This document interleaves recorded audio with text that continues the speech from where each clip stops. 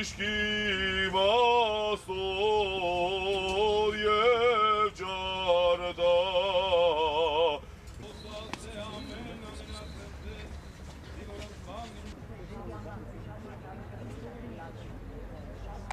Մեծ հետք է թողել ամբողջ մեր մշակույթի, ամբողջ մեր արվեստի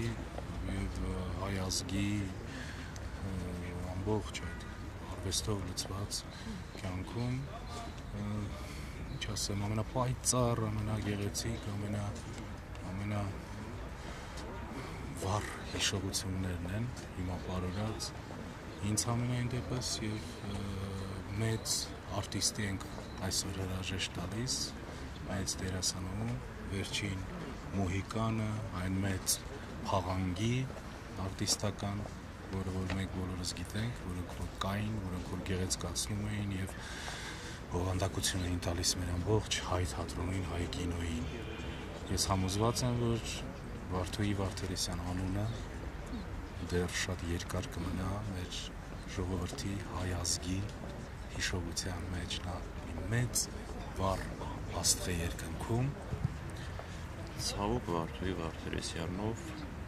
ավարտվում է մի ամբողջ էպոխա, թատերական էպոխա։ Իր կշռի ժամանակակից մեկը այլևս չունենք պես այդպիսին, անշուշտ կա նոր սերունդ, ունենք նորերը, սակայն երբ որ մենք նայում ենք մի քանի հնչեղ անունների, Խորեն Աբրամյան, Սոս Սարգսյան, Նահեր Մկրտչյան, անշուշտ հաջորդողը Վարդուհի Վարդերեսյանն էր, որով ավարտվում է։ Միշտ պիտի հիշեմ, թե որքան ուրախ էր նա, երբ հիշում էր իր երջանկահիշատակ վեհապարին, ով իր ուսուցիչն էր եղել Ռումինիայում, և Ռումինիայում քանիցս իրեն դասավանդել էր հայոց լեզու և հայ գրականություն, և սա իր հպարտալիքն էր և ամեն առիթի սա փորձում էր որպես հպարտություն ասելու, խոսելու և պատումները իր այնքան կենսուրախ, այդ թվում երևույթների մասին էր խոսում վեհապարի հետ կապված, որոնք այնպիսի կենսուրախությամբ, որ պարզապես զարմանալի էր։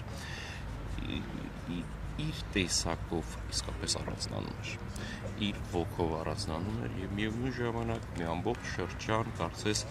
Սփյուռքի և հայրենիքի միացության ինչ-որ առումով խորհրդանիշ էր։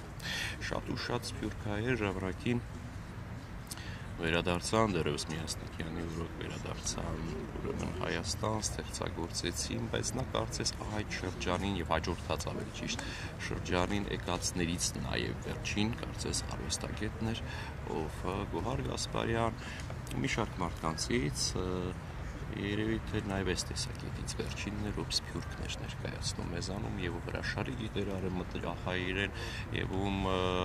բանաստեղծությունները, Երվանդոդյանի, Հակոբ Պարունյանի ստեղծագործությունները, պիեսներում նրա խաղացած դերերը, ես վստահ եմ, որ մնայուն արժեքներ են նաև արևմտահայ լեզվի արտաբերման իմաստով։